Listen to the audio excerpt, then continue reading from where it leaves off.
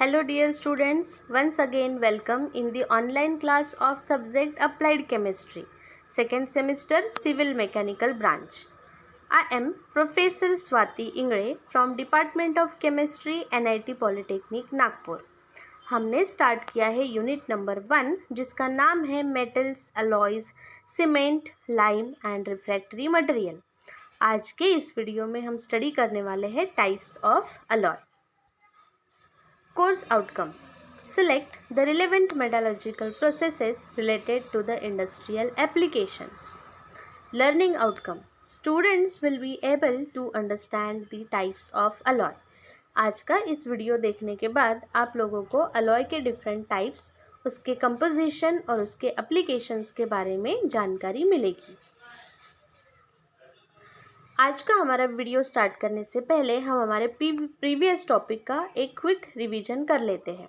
तो last video में हमने अलॉय की डेफिनेशन पढ़ी है, साथ में ही हमने पर्पसेस ऑफ मेकिंग अलॉय, मतलब इतने सारे मेटल्स में इतनी सारी मैकेनिकल और अच्छी अच्छी प्रॉपर्टी होने के बाद भी अलॉय बनाने की ज़रूरत क्यों पड़ी, उन सारे पर्पसेस के बारे में जानकारी ली है। और साथ में ही हमने method of preparation of alloy में फ्यूजन मेथड और दूसरी कॉम्प्रेशन मेथड, ये चीज़ें हमने लास्ट वीडियो में स्टडी की है।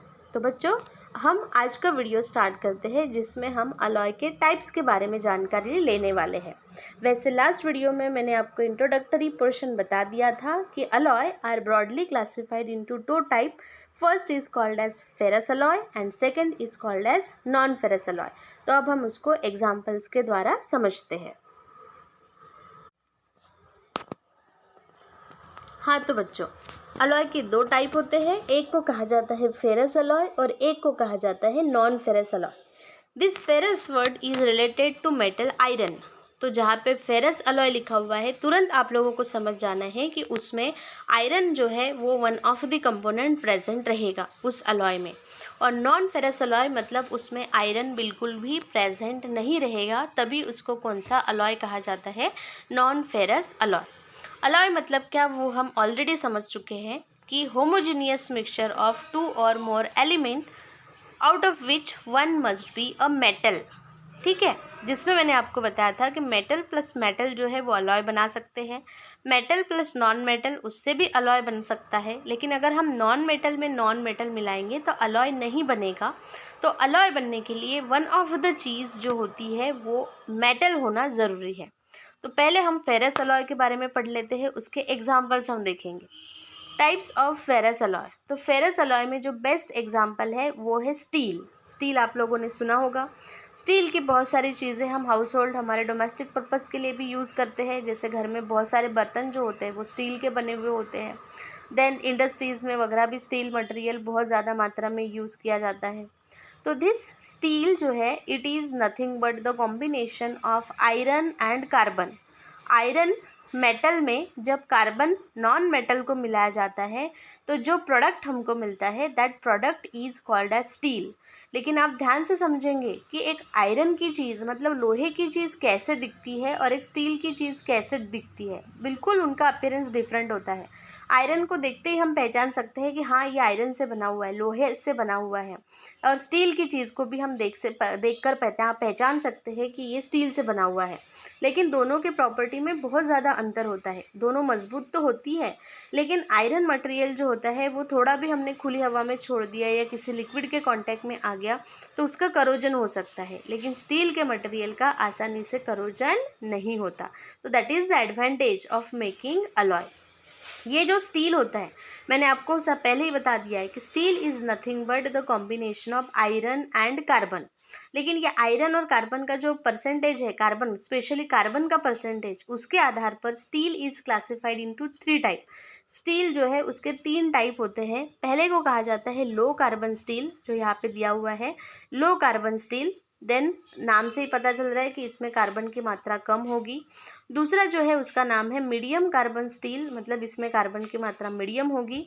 और तीसरा जो है that is called as high carbon steel. ये तीनों स्टील के प्रकार है ना, एक लो कार्बन, एक मीडियम कार्बन और एक हाई कार्बन स्टील। उसके बारे में जानकारी लेते हैं। लो कार्बन स्टील में कितना % कार्बन होता है? The carbon content is 0.05 to 0.3%। ये जो लो कार्बन स्टील होता है इसमें हम आयरन में कार्बन मिलाते हैं तो कार्बन का परसेंटेज कितना होता है? 0.05 to 0.3%। इसके ऊपर एग्जाम में क्वेश्चन आता है कि लो कार्बन स्टील में कार्बन का परसेंटेज कितना होता है, तो रेंज क्या है उसकी? 0.05 to 0.3%। देन इसके प्रॉपर्टीज़ क्या होते हैं? तो ये जो लो कार्बन स्टील होता है इट इज़ सॉफ्ट, वो उतना ज़्यादा हार्ड नहीं होता, सॉफ्ट होता है। साथ में डक्टाइल होता है। डक्टाइल मतलब हम उसको स्ट्रेच करके उसके वायर्स जो है वो बना सकते हैं। ये लो कार्बन स्टील यूज़ कहाँ पे होता है? तो it is use for making the wires, bolts, nail etcetera. Wire बनाने के लिए, स्क्रू के जो बोल्ट होते हैं वो बोल्ट बनाने के लिए, नेल्स मतलब कील बनाने के लिए हम लो कार्बन स्टील को जो है वो यूज़ कर सकते हैं। देन दूसरा जो है उसे कहते हैं मीडियम कार्बन स्टील। तो मीडियम मतलब ज़रूर कार्बन का परसेंटेज कुछ ना कुछ बढ़ेगा। तो इसमें जो कार्बन का परसेंटेज होता है it is in the range 0.3 to 0.6%। बाकी सब उसमें आयरन होता है और 0.3 to 0.6% उसमें क्या होता है? कार्बन होता है। इसकी प्रॉपर्टीज़ है कि ये होता है hard as compare to low carbon steel. Medium carbon steel में कार्बन का कंटेंट ज़्यादा होने की वजह से वो हार्ड होता है। उसकी टेंसाइल स्ट्रेंथ मतलब वज़न उठाने की क्षमता, ये ऑलरेडी पढ़ चुके हैं हम। टेंसाइल स्ट्रेंथ का मतलब होता है वज़न उठाने की क्षमता ज़्यादा होती है। It is use for car wheel. ये यूज़ कहाँ होता है? तो कार के व्हील्स बनाने के लिए, रेल रोड बनाने के लिए मतलब रेल की जो पटरियाँ होती है वो पटरियाँ बनाने के लिए, और मशीन के पार्ट्स बनाने के लिए। क्योंकि ये मजबूत होता है ना, हार्ड होता है, टेंसाइल स्ट्रेंथ ज़्यादा होती है, तो इसके हम मजबूती जहाँ पे ज़रूरी होती है ऐसी चीज़ें बनाने के लिए, जैसे व्हीकल के व्हील्स है, देन रेल की पटरियाँ है, मशीन के पार्ट्स है, वो बनाने के लिए हम मीडियम कार्बन स्टील को यूज़ करते हैं। Third is high carbon steel. High carbon steel किसे कहते हैं? तो इसमें जो कार्बन की मात्रा होती है वो ज़्यादा होती है। कितनी ज़्यादा होती है? 0.6 to 1.5%। तो आयरन में कार्बन मिलाया जाता है जब 0.6 to 1.5%, ऐसे स्टील को कहा जाता है हाई कार्बन स्टील। इसको क्या कहते हैं? High carbon steel. ये कैसा होता है? इसकी प्रॉपर्टीज़ क्या होती है? It is very hard. Carbon का परसेंटेज जैसे जैसे बढ़ रहा है वैसे वैसे उसका हार्डनेस जो है वो बढ़ रहा है, उसकी स्ट्रेंथ जो है वो बढ़ रही है। तो ये बहुत ही ज़्यादा हार्ड होता है और इसकी टेंसाइल स्ट्रेंथ हाईएस्ट होती है ना। मतलब आयरन की तो टेंसाइल स्ट्रेंथ अच्छी होती है, लेकिन आयरन से भी ज़्यादा अच्छी टेंसाइल स्ट्रेंथ स्टील की होती है। स्टील में भी कौन से स्टील की? हाई कार्बन स्टील की, जिसमें 0.6 to 1.5% कार्बन होता है। देन इसको हम कहाँ पे यूज़ करते हैं? It is use for making the cutting tools, knives, blades, chisel. ये बहुत ही ज़्यादा मजबूत टाइप का स्टील होता है। तो जो कटिंग टूल्स होते हैं, नाइफ्स है, रेजर्स है और चीज़ल्स है, ब्लेड्स है, वो बनाने के लिए हाई कार्बन स्टील जो है उसको यूज़ किया जाता है। तो ये हो गए हैं एग्जाम्पल फेरस अलॉय के। फेरस अलॉय मतलब जिसमें iron as one of the component present होता है, जिसका हमने एग्जाम्पल पढ़ा स्टील, क्योंकि स्टील में आयरन और कार्बन ये दोनों चीज़ें होती है। स्टील के भी हमने 3 टाइप पढ़े। Low carbon steel 0.05 to 0.3% carbon वाला, देन मीडियम कार्बन स्टील जिसमें होता है 0.3 to 6% कार्बन, और हाई कार्बन स्टील जिसमें होता है 0.6 to 1.5% कार्बन। देन अब हम पढ़ते हैं नॉन फेरस अलॉय के बारे में। तो non ferrous alloy as the name itself suggesting कि उसमें आयरन बिल्कुल भी प्रेजेंट नहीं रहेगा, इसी वजह से उसको कहा जाता है नॉन फेरस अलॉय। इसमें हम पहला एग्जाम्पल पढ़ने वाले हैं ब्रास। पहला एग्जाम्पल हम कौन सा पढ़ेंगे? ब्रास। तो ब्रास जो है it is an alloy of copper and zinc. Brass जो है वो कौन से मटेरियल से बना हुआ होता है? कॉपर और जिंक, ये उसका कंपोजिशन होता है। और उसका परसेंटेज कितना होता है? 80 to 20। मतलब कॉपर होता है 80% और जिंक होता है 20%। देन उस अलॉय को कहा जाता है ब्रास। ध्यान से समझेंगे, 80% of copper and 20% of zinc. Then इसकी प्रॉपर्टीज़ कैसी होती है? इसका कलर होता है गोल्ड लाइक कलर। इसका कलर जो होता है गोल्ड के समान, मतलब सोने के समान चमकीला पीला कलर इसका होता है। Then greater corrosion resistant. अगर हम सिंपल कॉपर लेंगे तो उसका बहुत जल्दी करोजन हो जाता है ना। आपने देखा होगा कॉपर के बर्तन हमारे घर में होते हैं, जब हम उसको अच्छे से धोकर साफ़ करते हैं तो एकदम चमकते हैं, लेकिन अगर उसको वैसे ही 4-5 दिन के लिए रख दिया जाए तो वो काले पड़ जाते हैं। तो it is actually nothing but उसका करोजन होता है ना। जिंक मेटल भी अकेला अगर रहा तो उसका बहुत जल्दी करोजन हो जाता है, लेकिन अगर हमने उसका ब्रास बना दिया जिंक और कॉपर को मिला के, तो दैट इज़ नॉट मेटल, वो तो अलॉय बन गया ना। तो ये जो अलॉय होता है वो करोजन रेजिस्टेंट होता है, उसका बहुत आसानी से करोजन नहीं होता। It is used in plumbing fitting. जो प्लम्बर लोग होते हैं उनको बहुत सारी चीज़ों को फिट करते समय ये जो ब्रास अलॉय है वो उन लोग सीलिंग वगैरह के लिए यूज़ करते हैं, रिवर्स बनाने के लिए, देन ज्वेलरी आर्टिकल्स बनाने के लिए भी ब्रास मटेरियल को यूज़ किया जा सकता है। देन दूसरा जो अलॉय है ब्रॉन्ज, ये कुछ आप लोगों को जाना पहचाना और सुना सुनाया लगेगा, है ना। जैसे मेडल मिलता है, पहला वाला होता है गोल्ड मेडल, दूसरा होता है सिल्वर मेडल और तीसरा कौन सा मेडल होता है, ब्रॉन्ज मेडल। यस एग्जैक्टली, ये वही वाला ब्रॉन्ज मेडल है। लेकिन गोल्ड जो होता है that is a metal, silver जो होता है that is a metal, but bronze is not a metal.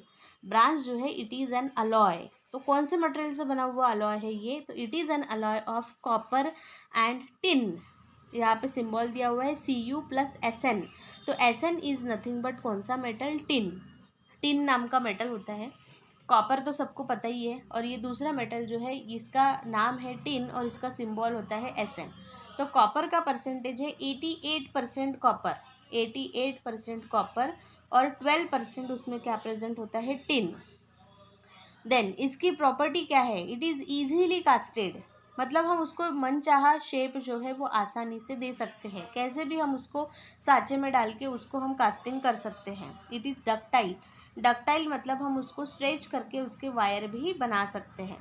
Then this bronze के एप्लीकेशन क्या है, तो it is use for making the statues. जो मूर्तियाँ वगैरह है वो बनाने के लिए, स्टैचू बनाने के लिए ब्रॉन्ज को यूज़ किया जाता है। उसके बाद यूटेंसिल्स बनाने के लिए, कॉइन्स बनाने के लिए, सिंबल्स बनाने के लिए और बेल्स वगैरह बनाने के लिए भी ब्रॉन्ज मेटल नहीं है, ये ब्रॉन्ज अलॉय को यूज़ किया जाता है। ठीक है। Then next alloy is duralumin. ये बहुत ही काम का अलॉय है, ये बहुत ज़्यादा इम्पोर्टेंट है। Next alloy duralumin. आप इसके नाम से कुछ अंदाज़ा लगा सकते हैं कि ड्यूरेल्यूमीन तो इसमें कौन सा मेटल हो सकता है। यस इसके नाम में एल्यूमीन वर्ड है, इसका मतलब इसमें ज़रूर एल्यूमिनियम मेटल जो है वो इस्तेमाल किया जाता होगा। तो बिल्कुल सही है। ये ड्यूरेल्यूमीन बनता कैसे है, तो ये इसमें 4 चीज़ें प्रेजेंट होती है। 4 चीज़ें कौन सी, सबसे पहले लिखा हुआ है Al, Al मतलब aluminium. Second is Cu means copper. उसके बाद है Mg means magnesium. And Mn का मतलब होता है मैंगनीज। Mn का मतलब क्या है, मैंगनीज। देन ये ब्रैकेट में इसका परसेंटेज दिया हुआ है। तो एल्यूमिनियम का परसेंटेज कितना होता है, 95%। सबसे ज़्यादा उसमें एल्यूमिनियम होता है 95%। कॉपर जो है उसका परसेंटेज होता है 4%। कॉपर जो है वो होता है 4%। और ये जो मैग्नीशियम और मैंगनीज़ है ये होते हैं 0.5%। तो ऐसा कुल मिला के बन जाता है 100%, और उस अलॉय को कहा जाता है ड्यूरेल्यूमीन। इसकी प्रॉपर्टीज़ क्या है, तो दिस हमें तो वैसे ही पता है कि एल्यूमिनियम वज़न में कितना हल्का होता है। आयरन की चीज़ लेंगे तो बहुत भारी भरकम लगेंगी, लेकिन वही एल्यूमिनियम की चीज़ रहती है वो बहुत हल्की रहती है। सेम उसका अलॉय जो है वो भी कैसा रहेगा, लाइट। वज़न में बहुत ही क्या होता है, हल्का होता है, लेकिन साथ में क्या होता है, टफ़। टफ़ मतलब उसके ऊपर किसी भी चीज़ का असर नहीं होता, ना पानी का असर होता है, ना फायर का मतलब आग का असर होता है, ना इलेक्ट्रिक करंट का, हीट का, किसी भी चीज़ का उसके ऊपर असर नहीं होता। और ये जो है it is very very strong. ये मटेरियल जो है बहुत ज़्यादा स्ट्रॉन्ग होता है।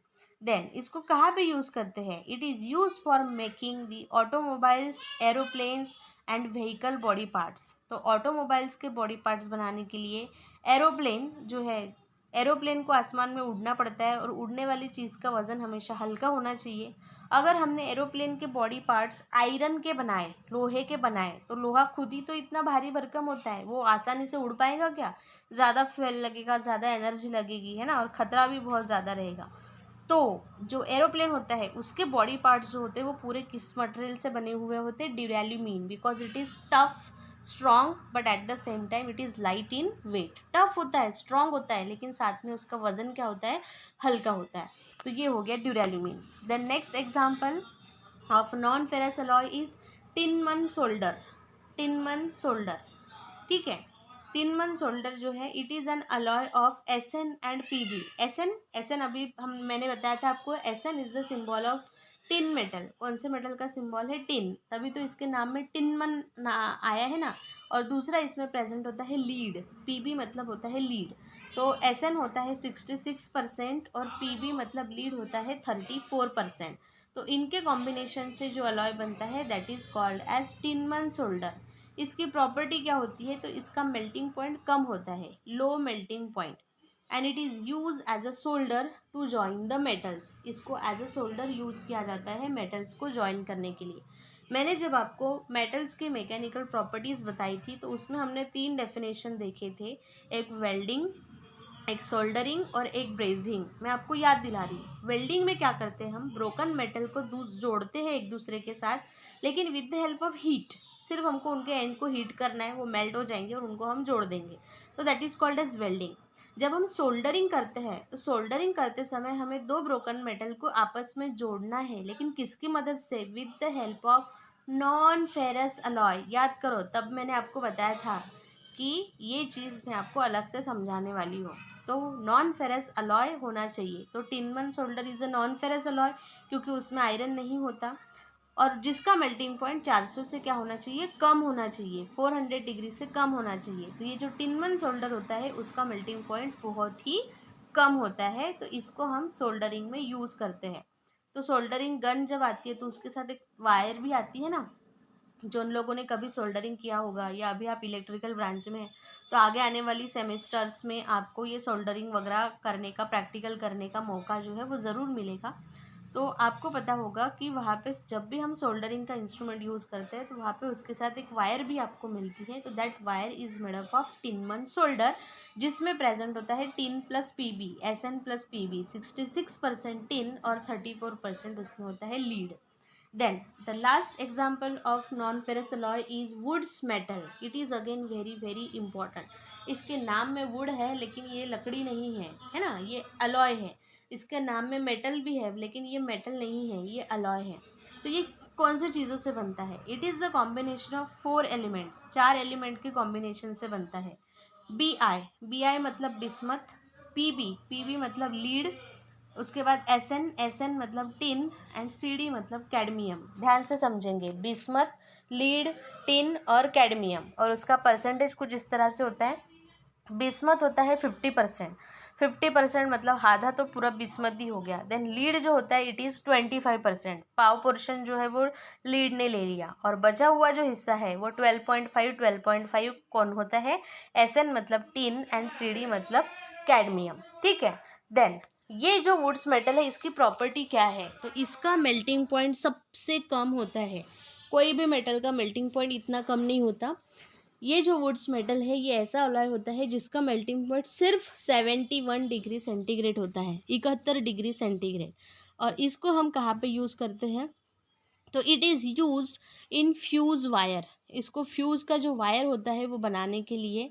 Then it is use as a solder for joining the metal, because soldering में कंडीशन ये है कि मेल्टिंग पॉइंट 400 से कम होना चाहिए. तो 71 मतलब बहुत कम है.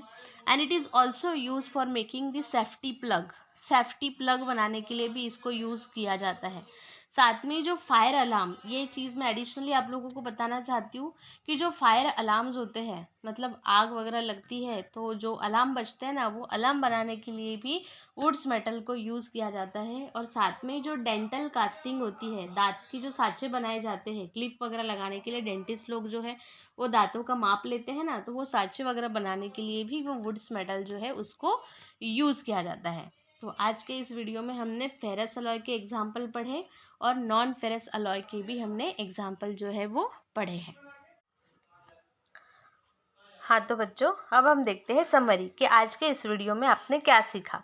Now you understand the ferrous alloy. Ferrous alloy में हमने स्टील का एग्जाम्पल पढ़ा which is the combination of iron and carbon, जिसमें हमने 3 तरह के स्टील पढ़े. Low carbon steel, then medium carbon steel and high carbon steel, और उसके properties and application.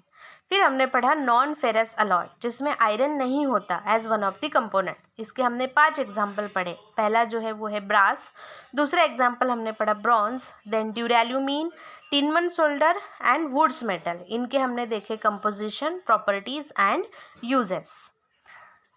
Programme outcome, आज के इस वीडियो से आपको फेरस अलॉय और नॉन फेरस अलॉय के बारे में बेसिक नॉलेज मिला है और ये चीज़ आपको लाइफ लॉन्ग याद रहने वाली है और आपके प्रोफेशनल लाइफ में काम में भी आने वाली है।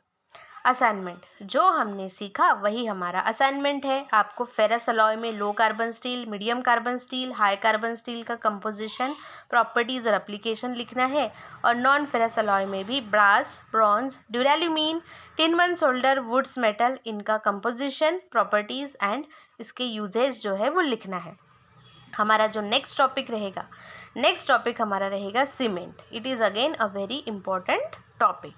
So dear student, don't worry, be happy, keep learning, happy learning. Thank you very much and take care.